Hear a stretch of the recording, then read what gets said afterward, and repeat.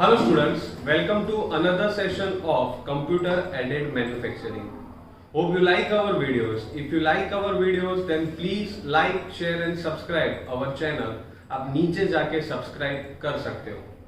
In today's our session we will discuss about recirculating ball screw. आज हम recirculating ball screw के बारे में पढ़ने वाले हैं. So in our next slide you can see our today's content. First of all, we will discuss introduction about recirculating ball screw. Then we will see working of recirculating ball screw. उसके बाद हम देखेंगे advantages and disadvantages of this screw. उसके बाद हम देखेंगे application of recirculating ball screw. And at the last of our session, we will discuss some important questions regarding our today's session. So let's start with introduction about recirculating ball screw. Recirculating ball screw students क्या होता है कि जो हमारा conventional machine था, जो कि lathe machine हम यूज करते हैं, उसके अंदर हम लीड स्क्रू यूज करते थे. तो लीड स्क्रू जो होता है वो कौन सी थ्रेड से बनता है, तो वो एक्मे थ्रेड से बनता है. बट अभी लेथ मशीन पे क्या होता है कि हम लेथ मशीन को 200 आरपीएम, यूजुअली 500 आरपीएम, 700 या फिर 1000 आरपीएम तक उसके ऊपर काम करते हैं. 1000 पे भी क्या होता है कि कई बार ड्यू टू अ फ्रिक्शन वहां पे जो थ्रेड होती है वो ब्रेक होने के चांसेस हो जाते हैं. तो usually we are doing a work on a lathe machine with almost और approx we can say about 200 to 300 RPM. जबकि इन सीएनसी मशीन में क्या होता है कि आपको जो काम करना होता है वो मोर देन 1000 आरपीएम, 1500 आरपीएम या फिर 2000 आरपीएम तक भी काम करना पड़ता है. तो उसके अंदर अगर आपने नॉर्मल लीड स्क्रू को यूज किया तो वो लीड स्क्रू में क्या होगा, उसकी जो थ्रेड होती है वो वहां पे फेल हो जाती है. अब दिमाग में एक डाउट होगा कि सर वो क्यों फेल होती है. तो वो फेल होने का एक ही रीजन है कि जब इतने हायर आरपीएम पर आप उसको रोटेट करते हो तो उस वक्त क्या होता है, वहां पे एक रोलिंग फ्रिक्शन जनरेट होता है. और इतने हायर आरपीएम पे वो जो फ्रिक्शन जनरेट होगा तो उससे क्या होगा कि आपके जो लीड स्क्रू की थ्रेड है जो कि आप लेथ मशीन में यूज करते हो वो वहां पे फेल हो जाती है. तो वो क्या होगा, वो जो आपका स्क्रू है वो वहां पे डैमेज हो जाएगा.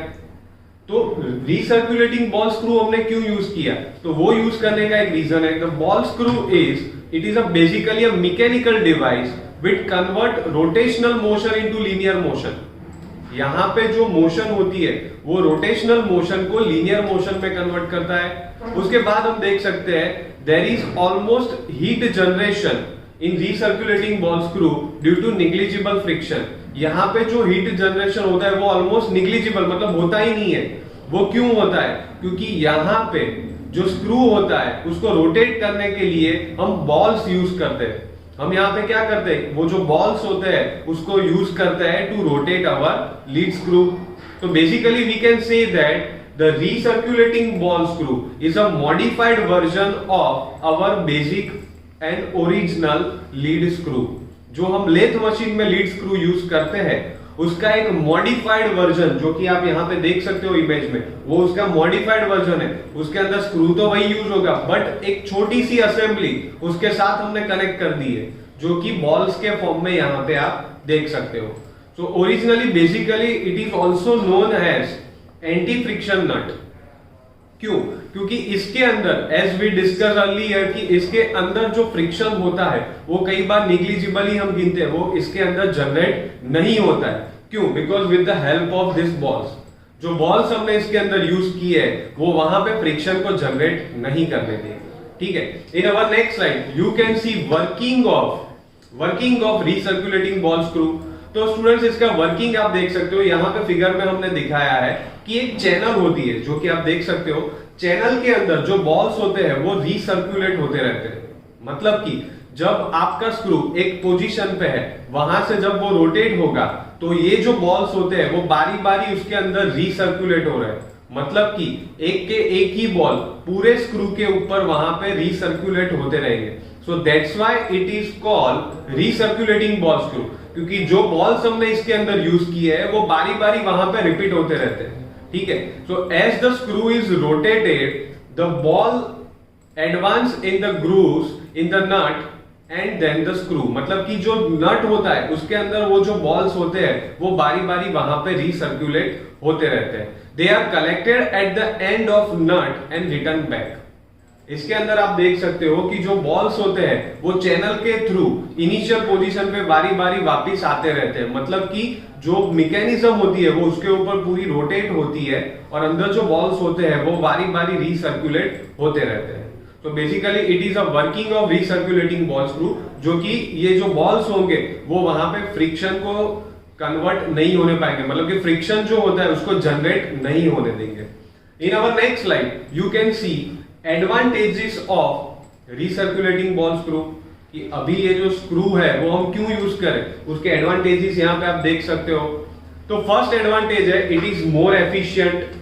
जो नॉर्मल हमारा लीड स्क्रू है उसकी कंपेयर में इसकी एफिशिएंसी बहुत ही ज्यादा है। उसके बाद आप देख सकते हो basically it is require small amount of grease and oil lubrication, यहां पे आपको उसका ग्रीस या फिर ऑयल से लुब्रिकेशन करना पड़ता है।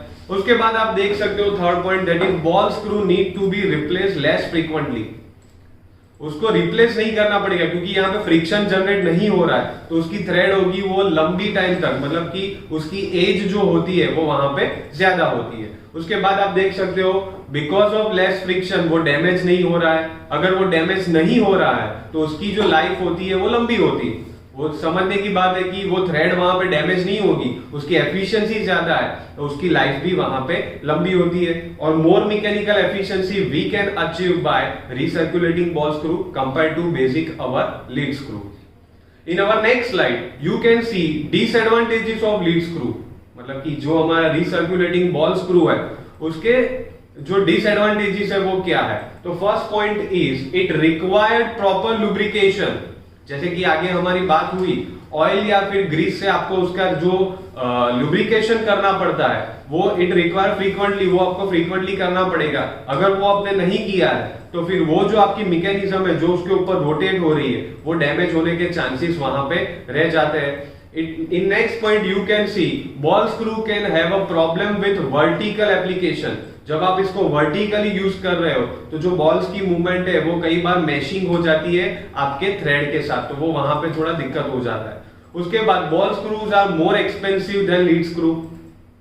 जो सिस्टम उसके साथ आपने वहां पे अटैच की है तो उसके हिसाब से क्या होता है उसकी जो कॉस्टिंग है वो भी वहां पे बढ़ जाएगी, वो तो सिंपली समझने की बात है। उसके बाद you can C last point maintenance of ball screw is complex. जो कि मेंटेनेंस है वो उसका बहुत ही कॉम्प्लेक्स रहता है क्योंकि आपको वो पूरी जो मैकेनिज्म है अगर उसके अंदर कोई कचरा भी हो गया, फिट हो गया, वहां पे कुछ कचरा जम गया तो फिर वो निकालना आपके लिए दिक्कत हो जाता है। तो आपको ये चीज खास ध्यान रखनी है कि अंदर डस्ट या फिर कोई और कचरा हो वो वहां पे मिक्स ना हो। तो basically you can see these all are the disadvantages of recirculating ball screw. In next slide you can see application of recirculating ball screw. Students इसकी एप्लीकेशन यहाँ पे आप देख सकते हो, सीएनसी लेथ में तो वो यूज होता ही है, उसके साथ सीएनसी मिलिंग मशीन में भी वो यूज होता है। रोबोट्स जो हम यूज करते हैं, जो कि आप फ्लेक्सिबल मैन्युफैक्चरिंग सिस्टम में पढ़ते हो कि जो रोबोट्स आते हैं उसके अंदर भी ये स्क्रू हम यूज कर सकते हैं। One more important use of it is hospital bed. Hospital के जो बेड्स होते हैं, क्योंकि उसमें क्या होता है कि जो पेशेंट होता है उसको हम लिफ्ट भी कर सकते हैं या फिर उसको सुला भी सकते हैं वहां पे, तो उसके लिए जो बेड होता है वो एडजस्टेबल होता है, तो उसके अंदर भी हम रिसर्कुलेटिंग बॉल स्क्रू को यूज कर सकते हैं। In next slide you can see some important questions regarding our today's session. जो भी आज हमने डिस्कस किया उसके रिगार्डिंग क्वेश्चंस आप देख सकते हो। इसके रिगार्डिंग आपको अगर आंसर देने हो तो आप नीचे लिंक पे जाके देख सकते हो। Hope you like our videos. If you like our videos please like, share and subscribe our channel. In next of our session we will discuss some more interesting things about computer aided manufacturing. Thank you.